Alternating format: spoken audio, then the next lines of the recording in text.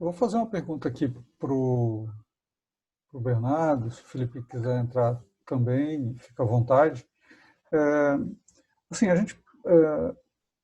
o cenário econômico que o Bernardo informou na sua apresentação é semelhante ao que vários dos economistas que passaram por aqui nos apresentaram, em termos de expectativa do que deve ser o comportamento do PIB brasileiro aí em decorrência da Covid-19. Ou seja, vamos ter uma brutal queda no PIB, portanto, uma crise econômica possivelmente sem precedentes,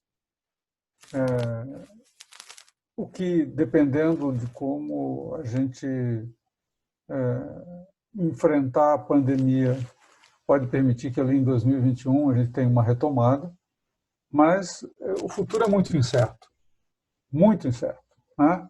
Tanto do ponto de vista da profundidade da crise, quanto das possibilidades que nós vamos ter logo ali adiante.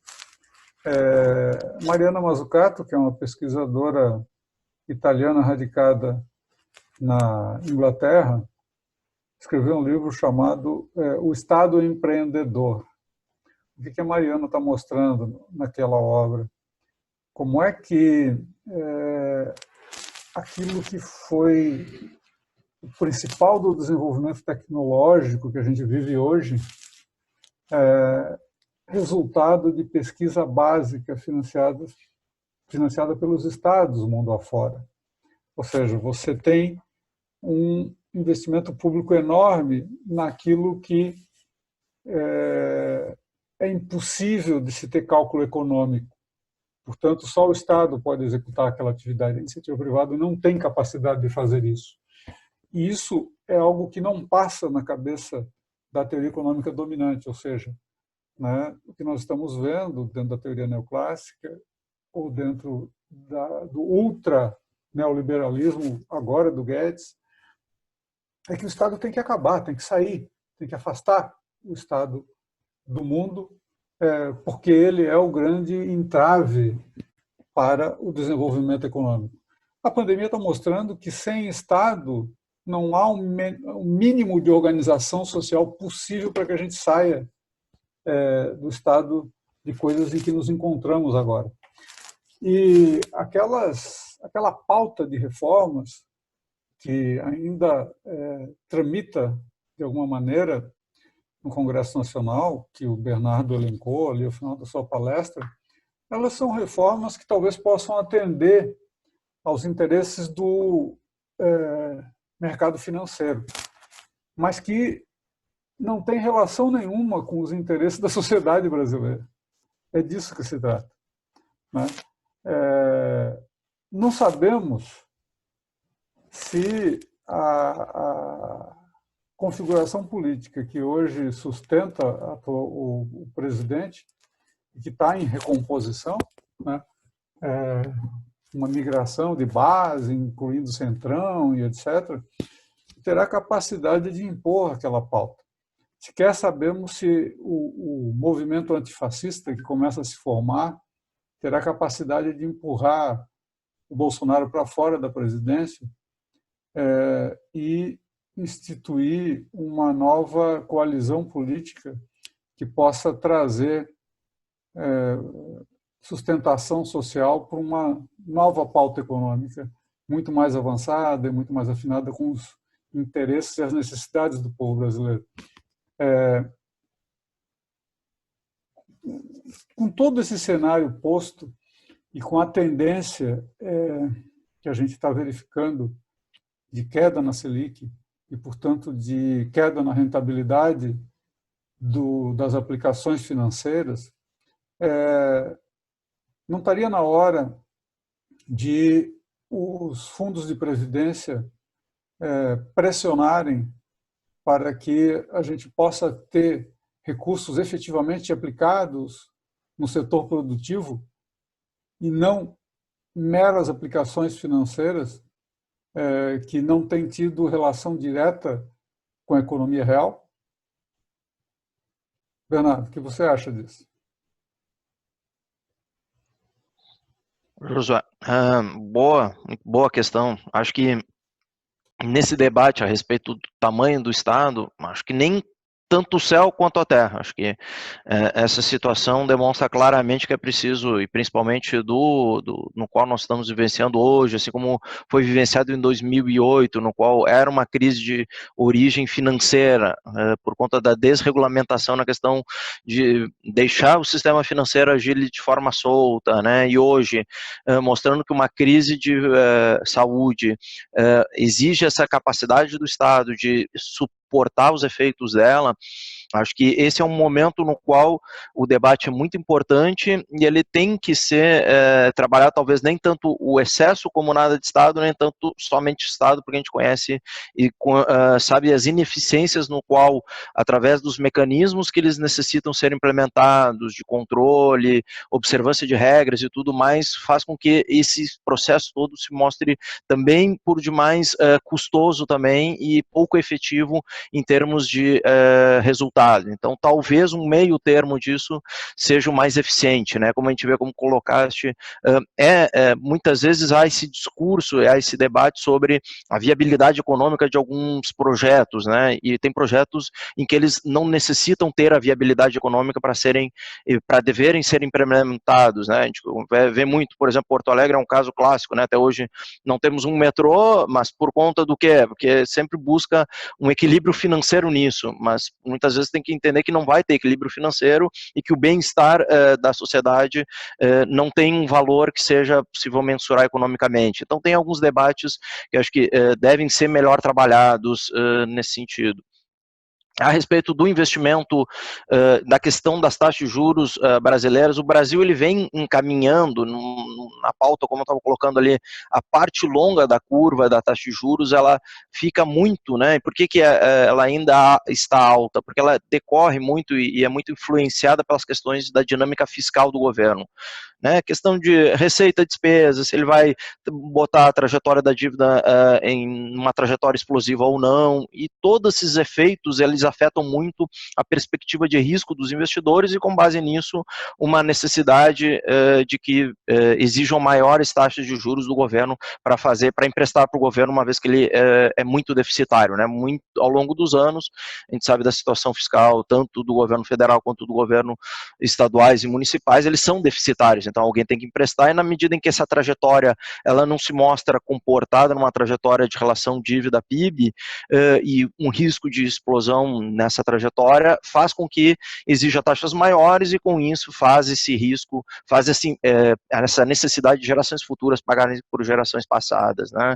Acho que ao longo dos anos vieram sendo implementadas medidas a ponto de ajustar isso, né? Tanto que a gente vem, quando olha a trajetória de taxa de juros no Brasil, ela vem em trajetória declinante, assim como quando comparado com os Estados Unidos também, quando olha a trajetória de taxa de juros no governo americano, ela é declinante.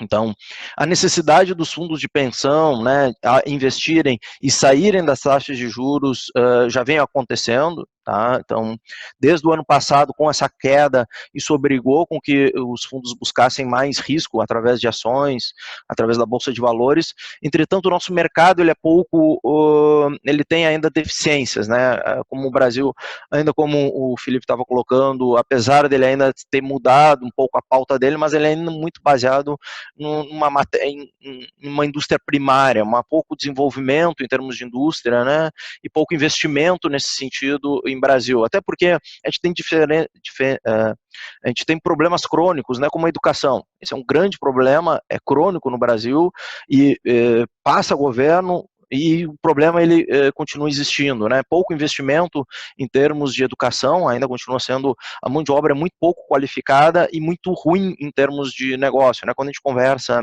através aqui dos investimentos, a gente conversa com com gestores de investimentos, quando a gente conversa com empresas nos eventos que a gente participa, há uma grande reclamação em torno da qualificação da mão de obra, né? Uma mão de obra desqualificada, ela gera problemas para a empresa, gera mais custos, imposto. Então tem essa grande questão que nunca, que vira e passa o governo, ela não é muito tratada. Eu acho que isso é importante também de ser tratado. A gente sabe que até mesmo em termos de economia financeira, né, seria, não tem esse tipo de educação, as pessoas ainda tomam taxa de juros a 10% ao mês com taxa de juros aí básica de 2% ao ano. Ou seja, por que elas ainda tomam e por que elas ainda se colocam nessas posições? Isso são deficiências crônicas brasileiras, né? Então, a gente vem fazendo, né, próprios fundos de pensão, eles vêm trabalhando para investimentos em economia real, só que a economia real no Brasil ela ainda é muito suscetível a eventos políticos, né, tem uma grande dificuldade num plano de Estado e não planos de governo, né, não há uma formação de um plano de Estado em termos de infraestruturas, são deficiências até mesmo nessas gestões, em como vai fazer essas concessões, elas são dificultosas e problemáticas, o modelo das concessões, ela ainda passa por alterações, né? A gente vê aí as últimas concessões com a crise que aconteceu em 2016, elas são concessões hoje que elas não param de pé pelo valor proposto de outorga, então elas são concessões hoje que boa parte estão sendo devolvidas ou relicitadas para novas condições, porque as projeções que lá se trabalharam, as empresas elas não se realizaram, então passa por essas dificuldades, e isso é um problema do Brasil, né?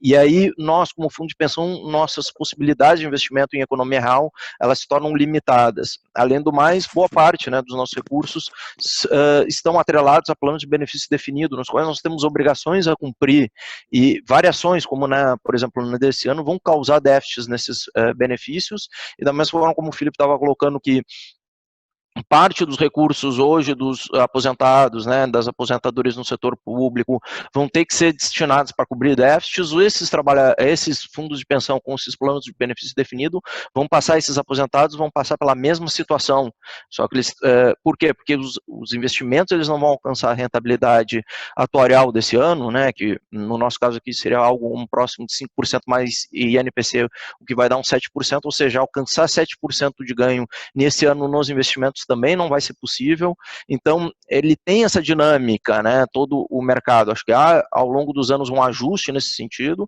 vem sendo feito um ajuste, só que ele precisa ser melhor conduzido, né, a gente quando até olha, mesmo não está colocando da questão do Paulo Guedes, quando a gente olha hoje, boa parte das iniciativas em termos de infraestrutura hoje, em rodovias estão concentradas na mão do Exército, então vê que mesmo essa iniciativa de transformar para o privado, ela não vai acontecer do dia para a noite, ela é um processo que tem que ser levado ao longo dos anos, seria, acho que até não é possível crer que vai acontecer num ano para o outro, isso precisa de um movimento para que isso aconteça, e aí entre a iniciativa privada com todo um conjunto, com todo um arcabouço legal, que permita com que ela tenha tranquilidade em fazer isso. A gente sabe, né, todas as questões burocráticas em termos judiciais, o quanto um processo e uma resolução judicial hoje demoram, mesmo quando há uma certeza a respeito da questão, né, mesmo uma cobrança de dívida hoje demora vários anos, ou seja, tudo isso ele reflete em termos de risco para investimentos, e isso se transforma nessas taxas mais altas, porque isso incorpora em risco para os investidores. Então, essa necessidade de uma certeza maior em termos do país, em termos de estrutura, ela é necessária para que haja essa mudança do setor, de setores de investimentos em títulos públicos para o setor produtivo. Obrigado, Rodrigo. Não sei se o Felipe quer fazer alguma consideração. Nós temos 2 inscritos aqui. Na verdade, é uma pergunta até, Bernardo, porque, claro, estás na ponta aí no investimento, né? Nós temos, por exemplo, hoje, como colocaste, as carteiras têm um desafio aí de rentabilidade, né? O que nós temos, por exemplo, no âmbito do nosso RPPS aqui no estado, o que tem se discutido é a possibilidade, por exemplo, de empréstimos a segurados, né? Eu vi essa semana uma notícia que saiu no Estadão, justamente, acho que saiu ontem, me parece, uma notícia sobre o drama das rentabilidades das entidades fechadas, né? Temos um conjunto normativo que fixa o percentual que deve ser em renda fixa, enfim, mas eu queria escutar como as entidades fechadas estão avaliando esta possibilidade de rentabilizar as carteiras, então, com empréstimos para segurados. Isso é uma coisa presente? Não é? Queria te escutar. Sim, nós já temos essa possibilidade, Felipe, dos empréstimos ao participante, no qual eles tomam empréstimos aqui com uma taxa bem atrativa, por prazos aí que a gente estendeu agora até 120 meses. Então, essa taxa é basicamente para cobrir o mínimo atuarial dos planos, né, uma rentabilidade mínima no qual é necessária para atuarialmente manter o plano, com mais um spread de risco, porque essas operações, em alguns momentos, elas têm risco de não haver o pagamento do valor tomado. Então, só que o que acontece hoje é que ela pode parecer um pouco alta ainda, em relação, por exemplo, a uma taxa Selic, mas é que nós temos uma necessidade de cumprimento de metas, né? Caso contrário, vai ter déficit, e aí todos os participantes vão pagar por aqueles que tomaram o empréstimo. Então, por isso, ele tem uma taxa aí próximo de 1,2% ao mês, mais ou menos, que está efetiva na ponta. Então, é uma possibilidade, né? Porque é uma forma de remunerar o capital acima da necessidade dos planos e, ao mesmo tempo, para aquelas pessoas que tenham transitoriamente dificuldades financeiras tomarem essa dívida. O grande, porém, é que, assim como a gente observa no mercado, na economia, no mercado geral, aqui também, os participantes, as pessoas que tomam essa dívida, não é de forma transitória, elas tomam como de forma permanente e só vão rolando ela. O que eu volto para o ponto da educação, que é um dos grandes pontos falhos no Brasil, é a questão da educação, até mesmo para a formação de poupança para aposentadoria, né? Quando a gente considera taxa de juros negativa, seria, né, como eu teria uma taxa de juros negativa, seria que a necessidade de renda seria infinita, né? Porque não tem como trabalhar com taxa de juros negativos, ou seja, ele teria que acumular poupança infinita para ter remuneração, porque a taxa de juros negativo significa que cada mês ele vai perdendo a parte da poupança que ele formou. Então, para o futuro, a gente tem que discutir isso, porque acho que, além do mais, esse momento no qual a Previdência ela tem passado não só o Brasil, mas como o mundo, é a questão da demografia. Ou seja, a gente tem que reconhecer que a gente vai ter cada vez menos pessoas no mundo, e o crescimento econômico foi muito, principalmente o Brasil, foi muito dependente de crescimento populacional. Essa foi, quando pega e decompõe o crescimento do PIB dos últimos 10, 20 anos, boa parte desse crescimento ele foi baseado por crescimento populacional e não por produtividade. E aí a produtividade entraria na questão educacional. Ou seja, tem um problema crônico, grave, estrutural dentro da sociedade, dentro do país, o qual não é muito avaliado, e tentam se trabalhar respostas simples para um problema mais complexo, que é essa questão da educação, que aí não adianta o sujeito pegar um empréstimo, o sujeito tem que, a gente sabe que eventualmente há casos em que tem uma questão familiar, que há uma necessidade, mas em boa parte, quando a gente fala em servidor público, na sua grande maioria, ele em tese poderia viver com aquilo que ele recebe, né? Seria o suficiente. Acho que a média salarial no setor público está em quanto? R$4.500, R$5.000. Seria aqui no estado do Rio Grande do Sul, quando o estado paga 2 salários regionais e meio, ele paga quase 70% da folha. Isso, tá muito baixa a média salarial. A média está baixa. Mas isso ainda dá o quê? R$3.000. Isso dá R$3.200. Por aí. Seria, ainda dentro de uma noção nacional, seria até alto, né? Porque perto da média nacional, que está em um salário daqueles dados e que meio. O Felipe acabou de colocar ali, esse pessoal está privilegiado. Exatamente. Patamar... Aí se compõe uma renda familiar ali, talvez daria 3 mil, daria uns 6 mil, 7 mil reais, né? Não, perto do restante daria, entre aspas, né? Para ter uma qualidade aí razoável de vida. Então, tem que adequar essas coisas, né? Então, como é que o Estado vai prover pelo menos as questões básicas para que ele consiga com essa renda viver? O problema é que com essa renda ele tem que também suportar questões que o Estado não está suportando, que ele deveria suportar, né? Então, a questão da educação, que a gente poderia trabalhar, então, em que ponto que isso entraria, que são as necessidades, como tu colocaste, Josué, do ponto em que o Estado ele tem que atender, e talvez essa discussão de que tamanho de Estado a gente quer, acho que tem que ser melhor debatida, né? A gente veio desde 88 com um tamanho de Estado no qual antes estabeleceu, e desde lá não veio mais essa discussão, só que, infelizmente, aquele tamanho de Estado disciplinado na Constituição de 88, ele não cabe mais hoje no país, e ainda mais com perspectivas de não mais ter crescimento demográfico, né? Ou seja, a gente vai ter que aumentar o PIB e o crescimento da renda no Brasil através de produtividade, e não mais através de crescimento populacional. Então, a gente está enfrentando esse dilema, porque o bônus demográfico ele terminou. Então, esse é um dilema que tem que ser enfrentado, eu acho. Bom, nós temos uma série de discordâncias em relação a isso que você colocou, mas eu não vou entrar nesse debate agora, porque tem duas pessoas aqui inscritas e eu quero dar oportunidade a eles. E essas discordâncias vão desde a questão da produtividade até a discussão do bônus demográfico. Enfim, vamos lá. O Luiz Marcelo, do Sindicato dos Servidores do Tribunal de Contas do Estado do Rio de Janeiro, que está aqui conosco, e depois o Amorim Perusso, da FENASTC. Luiz, com você a palavra. Boa noite a todos. Parabéns aí aos palestrantes pela apresentação, muito esclarecedora. Eu tenho uma pergunta que ela é mais específica, e nós sabemos que os fundos públicos eles têm que cumprir metas atuariais. Hoje, aqui no Rio de Janeiro, a meta do nosso fundo é de 6% ao ano.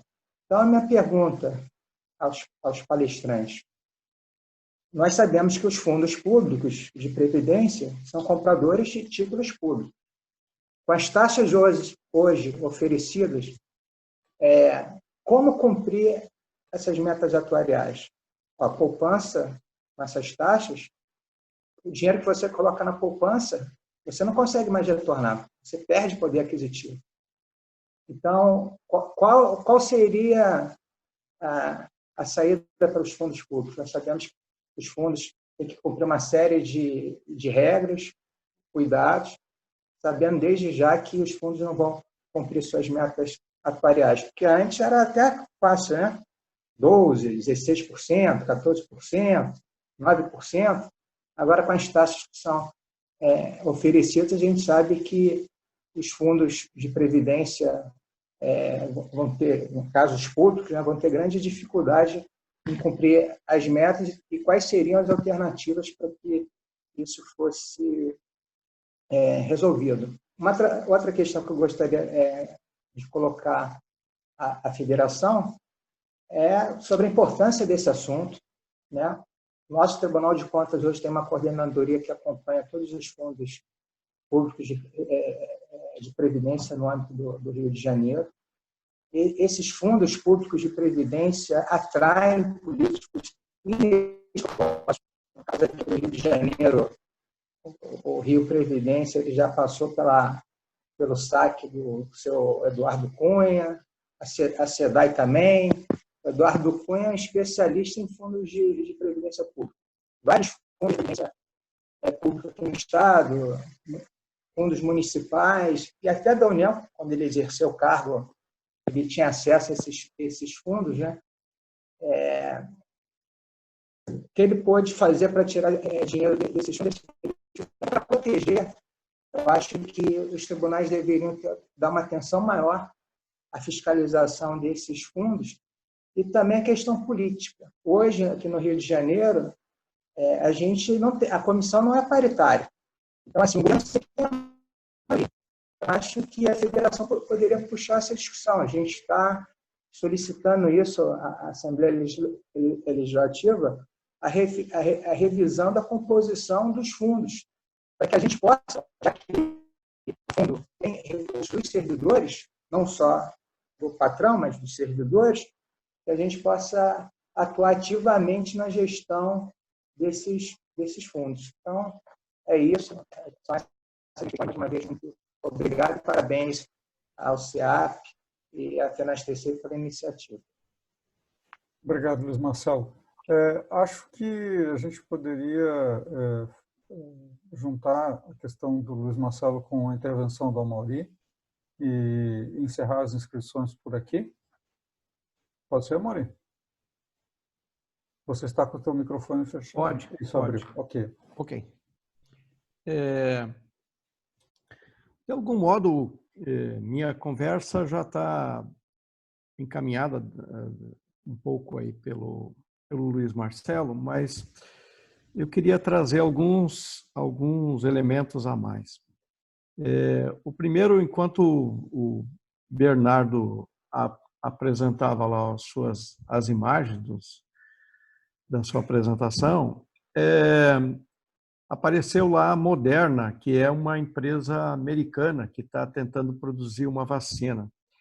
Eu estava ouvindo uma dessas lives essa semana e o cidadão, e o Kennedy, que é sobrinho do Ted Kennedy, que tem um blog lá nos Estados Unidos, montou uma manchete que dizia o seguinte: todos os macacos dançaram. O primeiro teste da vacina foi um desastre completo, os macacos todos morreram, né? E nisso todos os macacos dançaram. O que a Moderna estava fazendo era uma belíssima política de marketing, onde o crescimento do valor das ações delas era algo extraordinário. No momento em que ela fez o primeiro teste, né? Então é isso que ele vinha chamando a atenção. Esse ideário de imaginar que em pouco tempo nós vamos ter uma vacina está servindo muito para alguns graus de ganhos especulativos, absolutamente sem contato com a realidade. Sem prejuízo de instituições muito sérias que estão fazendo pesquisas e que poderão, num prazo razoável, né? E os cientistas dão um prazo razoável aí de 18 a 24 meses, eventualmente apresentar uma alternativa de vacina que possa proteger as pessoas da Covid-19. Então, acho que nós temos que trabalhar com a ideia que você expressou aí, que é um horizonte mais alargado ainda da crise, e no caso brasileiro, de um agravamento ainda da crise, né, que possamos ter pela frente.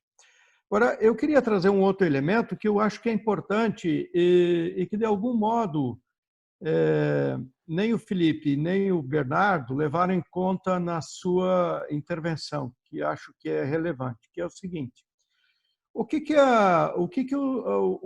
cenário novo está nos mostrando? Que há uma aproximação muito grande entre política fiscal e política monetária, né? Com a política americana de fazer emissão monumental de dinheiro, porque é isso que eles estão fazendo, né? Pintando papelzinho de verde, espalhando como se tivesse alguma base real. Com essa medida, se abriu todo um debate internacional de assim, qual é o papel da moeda e qual é o limite de emissão da moeda, né? Nós ouvimos aqui o Luiz Gonzaga Beluso numa das nossas conversas, e uma das perguntas feitas a ele é o seguinte: tem limite de emissão? Ele disse: não tem limite nenhum de emissão, né? Que vai determinar isso é o bom senso de quem está na direção da economia do Estado. Bom, isso é uma discussão importante para nós sairmos da crise nesse momento, e é evidente que o problema que nós estamos enfrentando é que quem vem emitindo moeda nos últimos anos é o setor privado, é os bancos privados, através dos derivativos. Essa que é a essência que a política a política monetária tem produzido, né? É um disfarce chamado de derivativos quando eles estão, na essência, emitindo moedas numa escala fantástica. Não é mais os bancos centrais quem fazem essa iniciativa. Bom, mas acho que é importante nós levarmos em conta isso, porque isso dialoga com aquilo que você vem tratando, Bernardo, que é como é que nós vamos botar os recursos dos fundos previdenciários, né, garantindo a eles um cálculo atuarial que lhes dê viabilidade num cenário de superação dessa primazia que o setor financeiro vem vivenciando, né? Assim, se nós alocarmos recursos todos, sairmos dos títulos públicos, que é uma tendência natural, né, porque os juros vão ser rebaixados ainda mais, tudo indica isso, né, no Brasil, porque o mundo já rebaixou, você mesmo trabalhou aí com juros nominais negativos de vários países, Então, como é que nós vamos estabelecer isso e como é que vai ser a reeducação, que terá que ser rápida, dos dirigentes desses fundos, né, para que a gente possa caracterizar um novo cenário político? Eu termino dizendo que você, até em respeito à tua intervenção, Bernardo, que você já mencionou o seguinte: sem planejamento, sem políticas de Estado, não há como fazer alocação produtiva. Isso me parece bastante claro. Mas há um chamamento aí, eu acho, para os dirigentes de fundos previdenciários, que inclusive têm volumes de recursos muito grandes, né? Para que a gente possa pensar, quer dizer, bom, como é que nós vamos fazer investimentos produtivos e esses investimentos produtivos, né, trazerem resultados para garantir a continuidade da vida dos fundos e a possibilidade das pessoas gozarem de uma aposentadoria ou terem um recurso lá no final da sua vida funcional. Um pouco isso que eu queria que você tratasse. Maravilha. Você primeiro, Bernardo? Pode ser, vamos lá. Aí depois o Felipe para as considerações finais.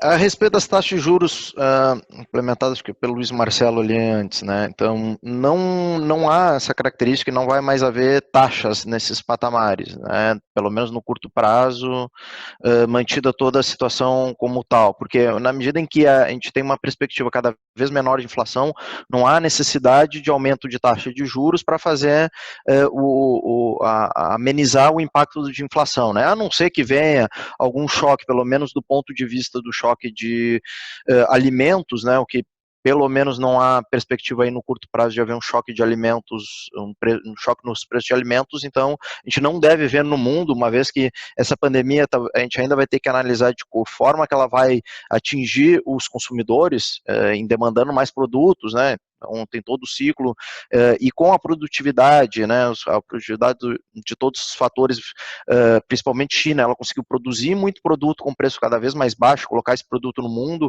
e isso pelo menos nos produtos bem duráveis, não tem vindo pressões inflacionárias, e como também não vem do lado da demanda, também não há esse risco de pressões inflacionárias, caso não haja um choque ou por meio de alimentos em termos mundiais, ou no Brasil por um descompasso fiscal, né? Então, ou por um lado ou por outro.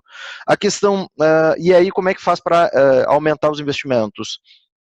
Mesmo que se compre uma taxa de juros, um título público a taxa de 5, ele é precificado a mercado, ou seja, conforme há uma perspectiva de que essa taxa vai cair, esses títulos eles se valorizam, eles podem valorizar 10, 20, 30, 40% num ano, dependendo da queda nessa taxa de juros de longo prazo, ou seja, ainda haveria no curto prazo aí um prêmio nesses títulos para comprar eles e ganhar num curto prazo. No longo prazo, para carregar eles até o vencimento, vai ser a taxa contratada e aí não atingiria as metas, né?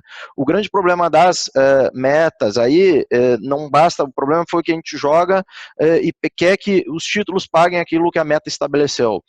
Tem que ir para risco, né, para fazer isso hoje. Estados Unidos funciona assim, mas quando analisa a Previdência dos Estados Unidos, em que tem plano de benefício definido também lá, eles são deficitários estruturalmente também. Por quê? Porque não há esse crescimento perpétuo de 6% real ao ano. Isso não existe economicamente, né? A gente não vê nenhum PIB crescendo 6% ao ano, ou seja, não há como também imaginar que algum investimento vai dar 6% de crescimento real ao ano. O mundo não comporta isso. As premissas talvez nas quais foram formuladas, elas, quando foram formuladas essas premissas, eram de crescimento muito rápido mundialmente, e aí entra nessa questão, eu falei um pouco do bônus e da questão populacional. À medida que tem cada vez menor demanda em termos populacionais, isso afeta também a demanda por produtos e serviços, e enquanto não há uma dinâmica maior econômica, o Brasil, a nossa economia é muito básica, é muito primária, né? Enquanto os Estados Unidos ela é uma economia mais dinâmica. Enquanto a nossa economia for muito primária, a gente ainda depende do cabeleireiro, de serviços muito primários. Os Estados Unidos tem todo um serviços secundários, tem assessor de guarda-roupa, assessor de várias coisas, ou seja, é uma economia muito mais dinâmica, em que tem oportunidades muito maiores, e quando ela sofre impactos, ela sofre mais rápido também, como a gente está vendo agora, mas no retorno também é mais rápido ao mesmo tempo, tá? Então passa por esses dois aspectos. Então, para fazer esses investimentos e para render, possivelmente a gente vai ter que trabalhar aí uma nova abordagem em termos de rentabilidade, não há dúvidas que 6% não vai ser mais alcançado, né? Tem que rever isso. O grande problema é que quando trabalhar atuarialmente essas questões, é que a necessidade hoje ela vai aumentar, né? Quando eu digo que eu não vou ter rendimento ao longo de um período, significa que eu vou precisar suprir isso no momento zero, para que a conta feche. Então esse é um debate que vai ter que ser trabalhado ao longo do tempo. Por muitos anos a gente se beneficiou dessa questão de desarranjo institucional brasileiro com elevadas taxas de juros lá no rentismo do Delfim Neto, né? Então, no qual o Estado, né, todos pagavam por essas dívidas, né? Não era que não havia pagamento, não, era que os mais pobres sempre pagaram por isso. O fato é que a gente se beneficiou, por muitas vezes teve privilegiados nesse momento todo, e agora a situação está se estabilizando. Então, buscar rendimentos de economia real é uma necessidade em que a economia real vai ter que entregar. Isso com taxas de juros mais baixas também propicia que outros negócios que até então não eram viáveis economicamente, eles passem a ser viáveis também. Porque antigamente, quando a gente falava de algum negócio que tinha um rendimento de 8% ao ano, qualquer um diria, eu não vou entrar nesse negócio porque a taxa Selic está em 12%.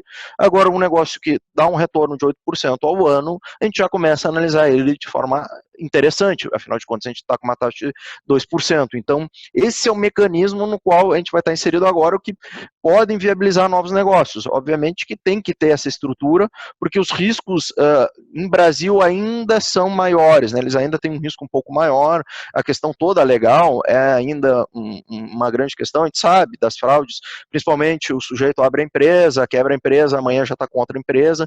Então, o negócio como no Brasil, ele precisa ser um pouco levado mais a sério, que ainda não há, né? A gente ainda vem engatinhando nesse sentido, e acho que isso passa por toda uma dificuldade legislativa. A gente sabe de todas as dificuldades legislativas que nós temos, né? Então, tem todo esse arcabouço que precisa ser movimentado e precisa ser permitido, até mesmo para que nós, por exemplo, a gente comece a analisar como atrativo entrar como sócio em algum negócio que retorna 8% ao ano, que hoje talvez muitos de nós ou não precisem ou não achem isso, não achavam isso até 3 ou 4 anos como atrativo fazer isso, né? Então, a gente vai colocar mais dinheiro na economia e com isso pode gerar novas oportunidades de trabalho, né? Quanto à expansão monetária, esse é um grande dilema, é um grande problema que ocasionou, e isso vem desde 2008, porque desde 2008, quando houve a crise, no que então alterou-se um pouco a dinâmica com os bancos centrais imprimindo recursos, e o resultado foi que lá se esperava que houvesse inflação, por conta que quando aumenta muito a moeda em circulação, um dos grandes riscos é a inflação. O que acontece, eu acho que esse é um grande debate que tem que ser tido, foi que esses recursos, eles ficaram represados ainda.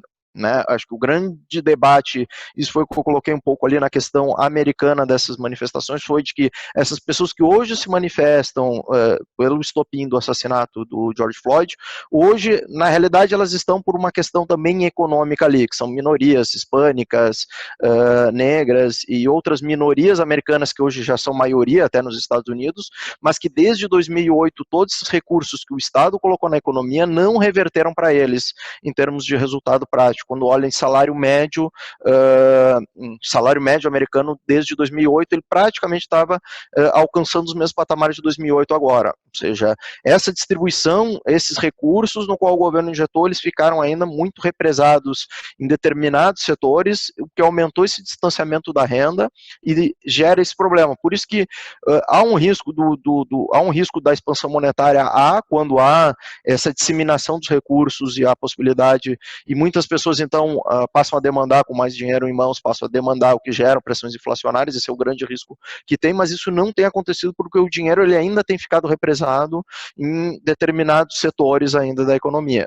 Então, acho que esse é o ponto que ainda tem que ser trabalhado em termos de economia monetária, né, de como que isso vai ser feito. Esse é um resultado no qual tenta amenizar as perdas do setor financeiro, amenizar os impactos no setor financeiro, porque esses impactos no setor financeiro depois se revelam na economia real. Então, essa dinâmica ela é muito recente, ela vem desde 2008, essa nova abordagem monetarista. Tanto que ninguém sabia o que ia acontecer, tanto que essa nova realidade de taxas de juros negativas, também ninguém tem consequências disso no longo prazo. Está tudo meio sendo tateado em termos monetários e econômicos ainda sobre isso. Ninguém tem muita certeza. Não sei se conseguir explicar, Mauri. Penso que sim. Penso que sim. Acho que deu fez uma análise boa aí de tudo isso, né? Mas isso depende de políticas, né? Porque sempre há uma tentativa, por exemplo, Finlândia recentemente tentou a renda global, em que tentou distribuir para todo mundo um valor mensal. Quais foram os reflexos disso? Então, são coisas que estão sendo tateadas. A gente tem grandes dificuldades aqui ainda, que é a questão fiscal e tudo mais, que eu acho que ainda tem que ser trabalhada para que gere mais espaço para isso. Mas havia um caminho. Não acho que o caminho seja só pela reforma, só pelas reformas da Previdência, que a gente sabe aí que atingiram só grandes massas, né, enquanto alguns grupos de privilégio não sofreram. A gente ainda tem, e que desde o governo do Michel Temer há uma tentativa, por exemplo, de taxar os fundos exclusivos, que é uma forma de manter e diferir o imposto por grandes detentores de grandes patrimônios, e até hoje isso não foi conseguido ser aprovado. Então, que a gente sabe dessas forças, né? Só que isso é pouco discutido, e aí sempre acaba sendo uma discussão um pouco daquilo que afeta a maioria das pessoas e que gera impactos maiores, né? Só para comentar, Bernardo, nosso público dos tribunais de contas se ocupou muito em fazer o controle fiscal, né? E imaginando que estávamos dando uma grande contribuição no sentido de garantir que o Estado não tivesse despesas extraordinárias e tal. E percebemos que isso está se mostrando no meio da crise, inclusive um problema grave, porque nós não fizemos investimento, o Estado não fez investimentos em saúde pública, não equipou os hospitais, não tem uma estrutura de saúde pública, sem contar aquilo que você já mencionou, que é a questão educacional. Há um desastre completo no resultado da política educacional do país, também por subfinanciamento, não só por isso, mas também por subfinanciamento. Então, nesse momento, há um debate no nosso meio, o seguinte, como é que nós vamos sair disso? E há uma tensão, porque, assim, não, mas para frente nós teremos que pagar as despesas havidas durante a pandemia. Por isso eu trouxe a discussão, a aproximação dessa ideia de política monetária com política fiscal, porque elas estão muito mais próximas e muito mais imbricadas nesse momento, com possibilidades de produzir soluções com baixo custo, né?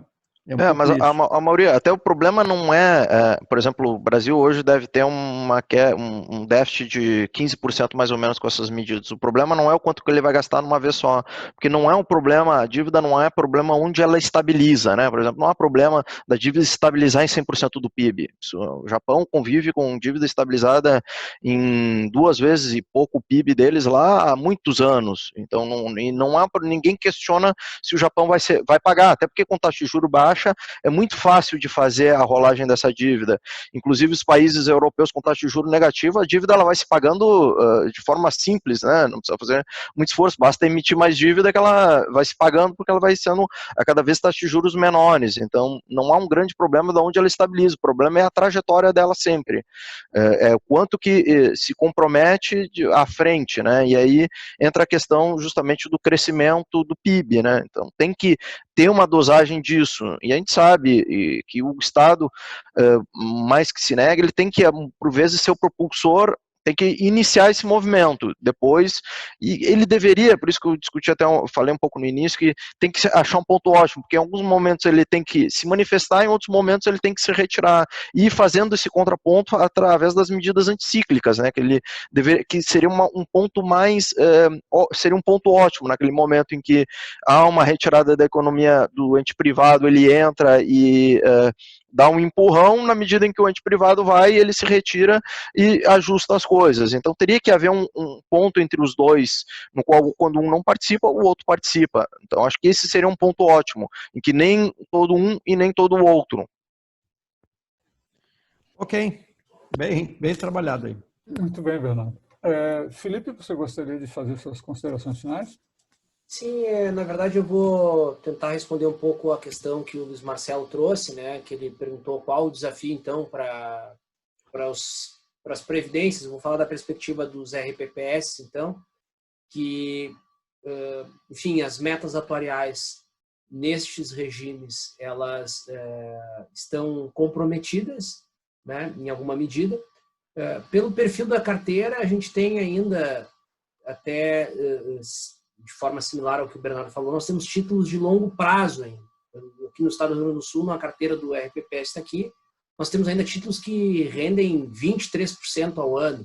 Né? Então, isso não é exatamente um problema. Mas eu acho que é uma peculiaridade no RPPS em relação aos fundos de previdência privado, que decorre do seguinte: aqui no Brasil, a gente, quando o sapato não serve no pé, a gente ou pega outro sapato ou corta o dedão, e aqui geralmente a gente corta o dedão. Então, o que eu acho que vai acontecer? Até pelas falas do presidente da Câmara dos Deputados, né? Vai vir uma nova reforma, né? Vai vir a pressão para contribuição extraordinária de servidores públicos, um regime de previdência complementar que já é obrigatório, passa a ser obrigatório a partir de julho agora, para municípios, é uma questão. Isso significa massa de segurados saindo dos regimes, né? Ou diminuindo pelo menos o passivo futuro desses regimes. Portanto, a meta atuarial pode ser menor, né? Ela pode ser menor para garantir o pagamento dos benefícios. Sempre vale a pena lembrar que a capitalização ela nasce, pelo menos nos RPPS, no seguinte sentido: aqui nós temos o exemplo claro, né? Existe uma contribuição patronal, a outra contribuição do servidor, e a ideia de capitalizar, né, é que a soma dessas contribuições mais a rentabilidade dos fundos dessem para pagar 100% dos benefícios, ou próximo disso, né, ou próximo disso. Quando o Estado começa a ver que não é mais possível manter aquele padrão de rentabilidade das carteiras por títulos que já não tem mais essa taxa de juros elevada, ele começa a montar a estrutura para desconstruir esse tipo de regime. Ontem, aqui no estado do Rio Grande do Sul, saiu o benefício especial, né? Uma lei do benefício especial. Junto com esse benefício especial, está ali uma reestruturação dos regimes, que está de contrabando ali, não tem absolutamente nada a ver com benefício especial, que significa as pessoas que estão no regime capitalizado serem migradas para o regime financeiro de repartição simples, sendo que as suas reservas, né, serão utilizadas pelo Estado. Elas não estão acompanhando essas vidas que passaram aí para um regime de repartição simples. Portanto, o que vai se ampliar é um déficit, né, no regime financeiro, né, onde a meta atuarial não existe, porque, na prática, esses recursos não são capitalizados, né? O que vai se fazer agora com a portaria 464, apenas para título de cálculo, é uma taxa de juros atuarial, né? Uma projeção, mas não é reserva efetiva. E aquele regime que tem uma reserva mesmo de recursos, as reservas, pelo que se viu da apresentação, serão utilizadas. Portanto, a gente está vivendo uma espécie de retrocesso previdenciário nos RPPS. Eu acho que é para aí que o caminho vai, Luiz Marcelo. Diante da incapacidade de se rentabilizar as carteiras, nós vamos ter um retrocesso dos regimes e uma solução pela sobretaxação de servidores, seja pela ampliação da base de cálculo de aposentados e pensionistas, seja pela contribuição extraordinária.